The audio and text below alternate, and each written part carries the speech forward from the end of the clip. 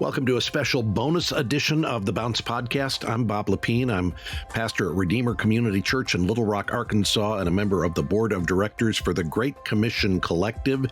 GCC is the organization behind this podcast, and our goal, both at GCC and at the Bounce, is to help plant churches and strengthen pastors, and we hope this podcast is helping with that. It's encouraging to hear from those of you who are listening regularly to the Bounce. Glad you're finding it helpful.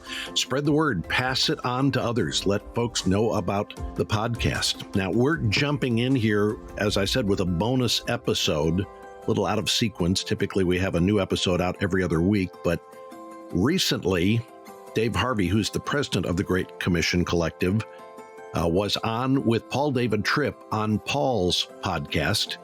They spent about 2 hours talking together about Dave's background, his life in ministry. He's been in ministry for almost 4 decades now, planting churches. He's been in pastoral ministry. And they talked a lot about the challenges that Dave has walked through as a pastor. And there was a particular portion of the episode that I wanted to share with you. I'd encourage you, by the way, to listen to the entire 2-hour episode as you have that opportunity. We've got a link to Paul David Tripp's podcast in the show notes, and we will try to get you directly to the episode with Dave Harvey. The excerpt we're going to hear in this bonus episode, Dave talks about a season of ministry. This was back when he was involved with Sovereign Grace Ministries. They walked, as many of you know, through a very challenging ministry season. Dave was in the middle of that, and I thought that he very candidly and yet very respectfully talked about what those challenges looked like and what was hard for him. And I thought for all of us as pastors who have gone through hard seasons of ministry, it's good to hear from a fellow pastor who shares how he relied on God, how God gave him grace in the midst of those, how the gospel was real for him during that time. So that's what this excerpt from Paul David Tripp's interview with Dave Harvey is all about. As I mentioned, Dave is the president of the Great Commission Collective. He is also the author of books that many of you are familiar with. When Sinners Say I Do is a book about marriage, the plurality principle about church leadership and the need for there to be a plurality in leadership. One of the distinctives of the Great Commission Collective is our commitment to plurality in leadership. And Dave's most recent book is called Stronger Together, 7 Partnership Virtues and the Vices That Subvert Them. It's an important book about how important it is for us as churches to be linked together in the advancement of the gospel. Okay, that's enough background. Let's dive in. Here is Paul David Tripp in a conversation with Dave Harvey, and they're talking about a very challenging season of ministry for Dave. You know, when I think about the last 12 years, I think that it has formed for Kim and I, over our 41 years of marriage, an unusual and a kind of unprecedented period for us. And I should say up front that when it comes to ministry, I'm not a guy who was unaccustomed to challenges and organizational issues and problems. I led a large church here in the Philadelphia area, and anytime you have a large church, you know, there are problems. Where there's people, there's problems. You bring your problems, and so there were all kind of challenges that just were a part of life. But yeah, I think that the decibel level on that jacked up considerably somewhere around 2010, 2011, when the organization, the denomination that I was a part of, came under intense scrutiny, and the leader of that denomination came under intense scrutiny, and because of that had to take a leave of absence, and so in the interim, I was appointed as the interim president and chairman of the board as the denomination went into a kind of organizational crisis. And he needed to step aside, somebody else needed to lead. So let me ask you about that. So you're now in that position. It's always it adds layers of difficulty when you step into a leadership position in the middle of a crisis. When you're there, are you thinking, this is not what I want to be doing, or I'm ready for this, or what was your experience? Because all of a sudden your world is dominated by the crisis that's going on in this group of churches and the necessity for leadership and negotiating a lot of really difficult things. That's a big move away from your primary focus being a pastor. I would say it forms one of several periods of my life where I just realized I am so unprepared and ill-equipped for this moment that I have to step into to provide leadership. So what's happening just between you and God? All of a sudden nobody ever wants to be in that kind of church crisis, let alone you're leading this group and negotiating its way through some really, really difficult things, inside and outside things. Are you struggling with God's sovereignty and putting you in this position? Are you resting in His sovereignty? Where were you? I think that I was assuming God's sovereignty, and I was assuming God's goodness in His sovereignty, and that there really were good things that God was initiating, even though they were very painful. I think the majority of the people that were a part of all this were assuming the changes needed to come, didn't want to see them come about in the way that was happening at that time. But there was a hopeful outlook, at least at first. My son once said to me, as he was going through something very painful, I said, "What are you thinking?" He says, "Sometimes God does for you things that you were afraid to do yourself, but you knew needed to happen." Yeah. And yeah, I do think that's part of the story. I think I was afraid, fearful that I was not going to do a good job. I was fearful of the impact that this was going to have on my relationships, because part of what seemed necessary to me was to lead the board into an organizational evaluation, and to do that by getting an outside group involved as well, and then agreeing to publish the results. And there was part of the group that thought that's a great idea, and there was another part of the group that felt like that was a kind of betrayal to the past. And these are all friends that you've been involved with in ministry for years. Yeah, and not just friends, but amazingly gospel-centered, humble people. Yeah. That we're kind of all pulling for the same thing, but a difference in visions of how you arrive there, and then a difference of interpretation on the past, how we arrived where we are. Can you talk about that a bit? Because I think this is important. How can you be in these moments where a group that's been completely unified now divides because they have different perspectives on how the crisis of the moment needs to be dealt with? And how do you negotiate that while reminding yourself that these are brothers, they're not the enemy, so the sin doesn't descend into that nasty acrimony and recrimination and all that stuff that so easily happens and gives the enemy an opportunity? Well, I think that it depends on what role you occupy as to how I would answer that. I think that for those that are leading through it, I think there needs to be a lot of prayer and a lot of dialogue over the ground rules by which we're going to proceed. And that once we agree upon a set of ground rules and we involve people from the outside and get the advice we need, then let's unite and move forward on it.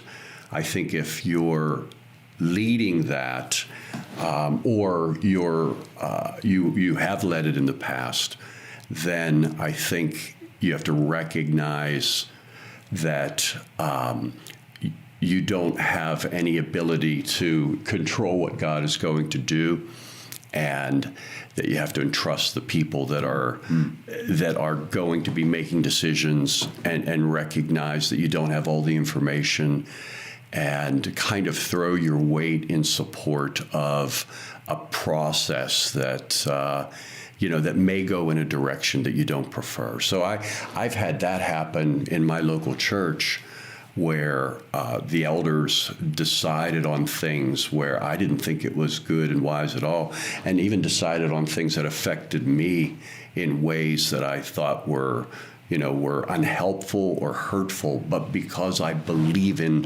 plurality, and because I believe that the authority, for God's church, rests with the elders, and regardless of what polity background you're from and where you make that call, but I believed that in order to move forward, I needed to uphold a principle where I would support them even though I disagreed with them. So I think there has to be that willingness to uphold, certain principles, because those are the moments when organizations are in crisis. Those are the moments where those principles become most important.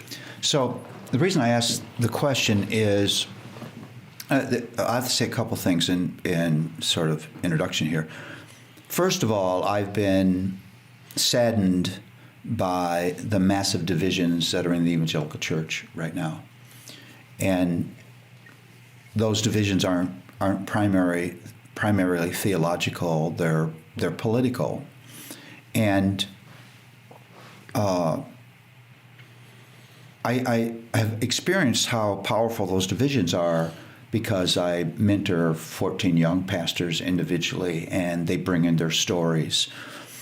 And there's this pattern that gets experienced where a person goes from being loved and respected and appreciated to being the enemy very rapidly because of a certain issue of disagreement. And quick accusations fly. People burn bridges as they walk their way out of the church. And so it doesn't appear that the church at large is good at saying, this is my brother in Christ. We have way more in common than our couple areas of disagreement. We need one another desperately because everybody's walk with God is a community project. We are brought together on the umbrella of Christ's church, which is his main tool of grace on earth. It doesn't seem those things sort of restrain the reactions, and over issues that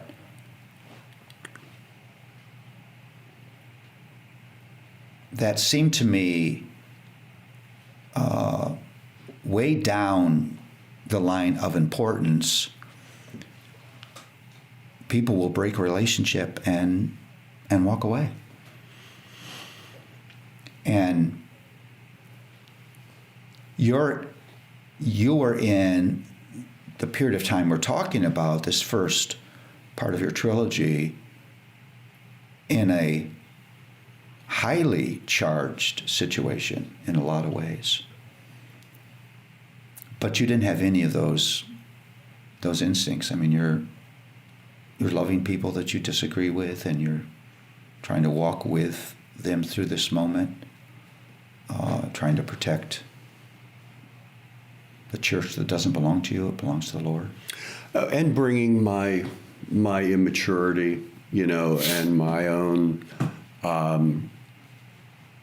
sin package into the picture. Wait, you have sin?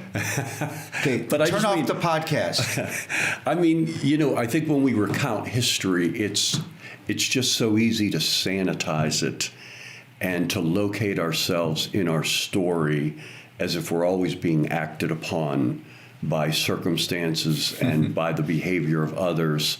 And so when I think about my story, in order to find God in my story and in order to apply the gospel in my story, I have to put myself in it as an active agent with all of my sins intact and in play. And so I that's not just a throwaway. I mean, that's actually roped me to reality and helped me to move forward. So I think that because of the need to do organizational evaluation, and because that wasn't a strength for us, and yet the need to have that happen while the leader was on a leave of absence became in itself a polarizing event, and complicated the relationships among the leaders there.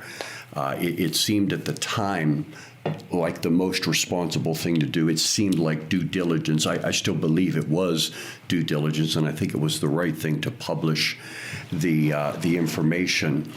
But that kind of fragmented things a little bit. But that really, I think we could have moved beyond that. But part of that book one that I was describing to you was in the middle of that, while our denomination, at that time it was a network, now it's a denomination, but while it was under fire, it's being blogged about, I'm being contacted by national outlets.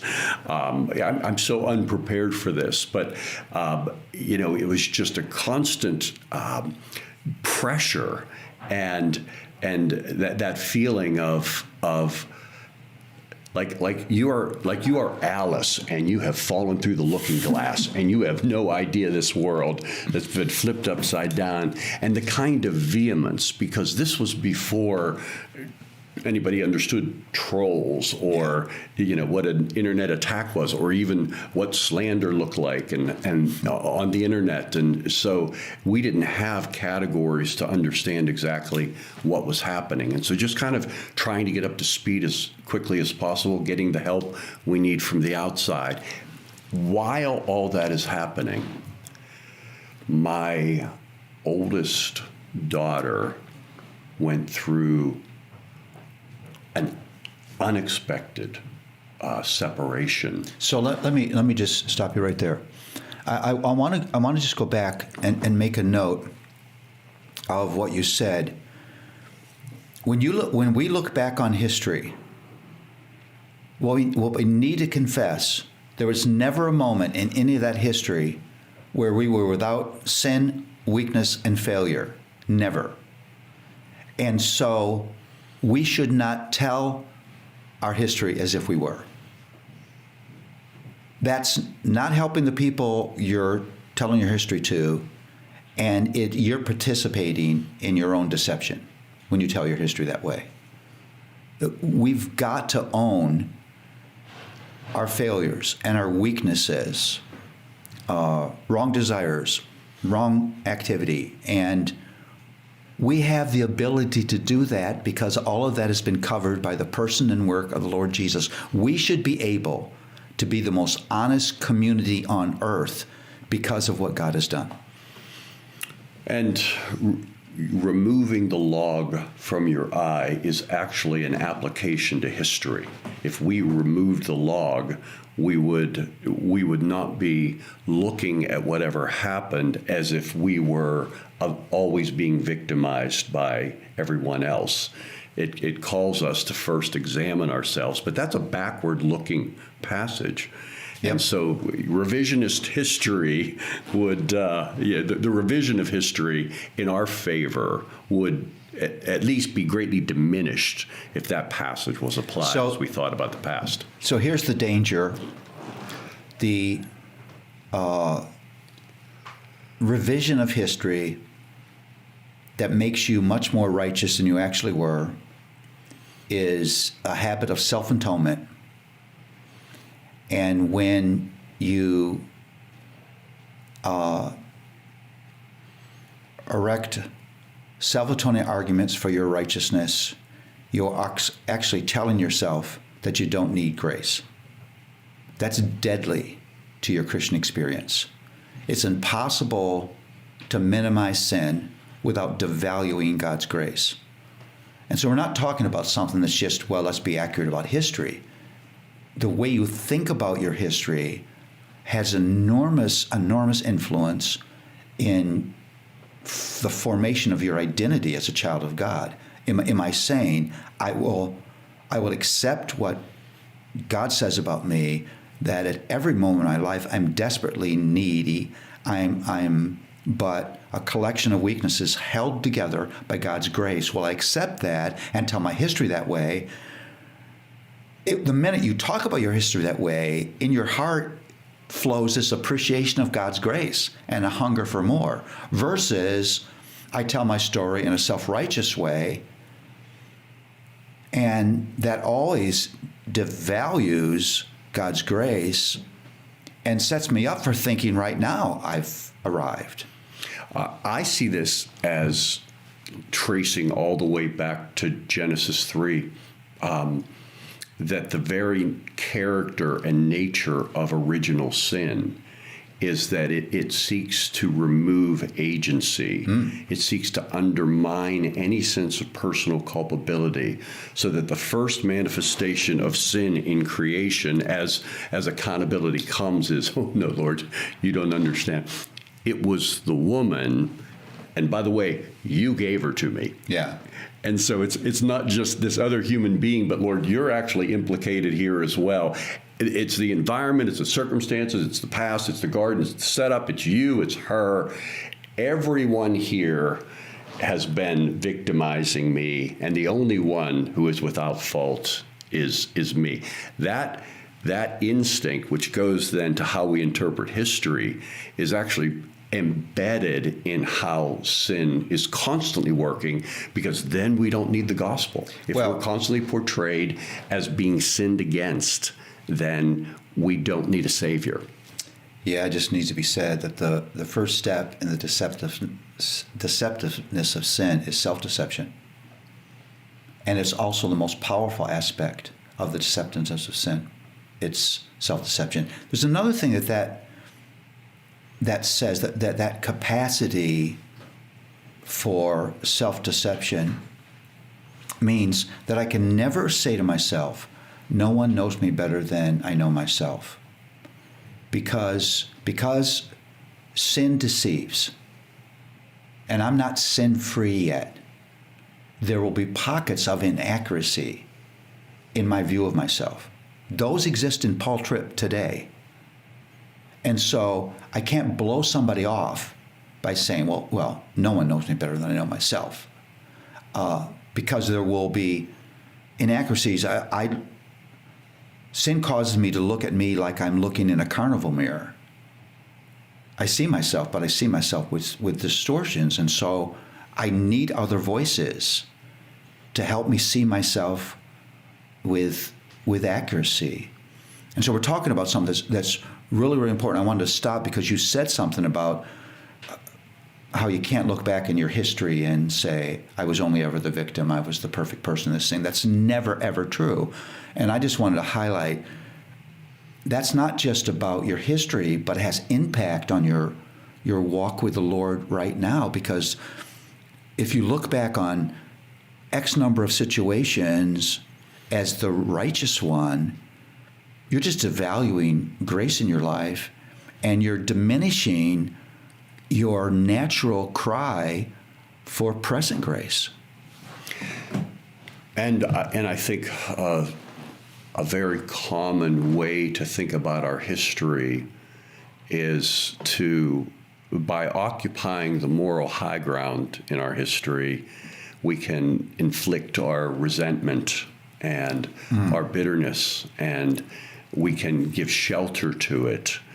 And so I've had to think a lot about that and think about my own story. And if I'm called upon to tell my story, I think there would have been times where I would have wanted to tell it in ways that so ennobled me and so made other people look like a bunch of idiots that it was actually more an expression of a resentful heart where I had not confessed and worked through things and applied the gospel. Well, we've been listening to Paul David Tripp and Dave Harvey talking about a difficult ministry season that Dave went through a number of years ago. This was a part of Paul David Tripp's podcast. And again, I'll just mention we have a link to the podcast, the entire 2-hour conversation. It's in the show notes for The Bounce, so you can check that out. There's also information about Dave's most recent book called Stronger Together, 7 Partnership Virtues and the Vices That Subvert Them. And there's a link to the Great Commission Collective. We'd love to have you visit our website. It's gccollective.org. Find out more about what we're doing, planting churches and strengthening leaders. That's at the heart of the Great Commission Collective. And as you read through it, if you're interested in church planting, or if your church is interested in connecting with like-minded churches, gospel-centered churches that are committed to church planting, find out more about how you could link together with us and become a part of the Great Commission Collective. Again, our distinctives are spelled out for you on the website, so visit gccollective.org. Now, as I mentioned, this is a bonus episode of The Bounce. If you're new to The Bounce podcast, check it out wherever you get your podcasts. You can go back and listen to past interviews. We try to keep things evergreen most of the time, talking about issues that we all face as pastors. So I'd encourage you to check out season 1 or season 2 or our current season of the Bounce podcast. And again, you'll find it wherever you get your podcasts. If you're having any trouble, just type The Bounce and my name, Bob Lepine, into the search engine. Lepine is spelled Lepine, and that should pull the podcast up. We will see you on a regularly scheduled edition of The Bounce.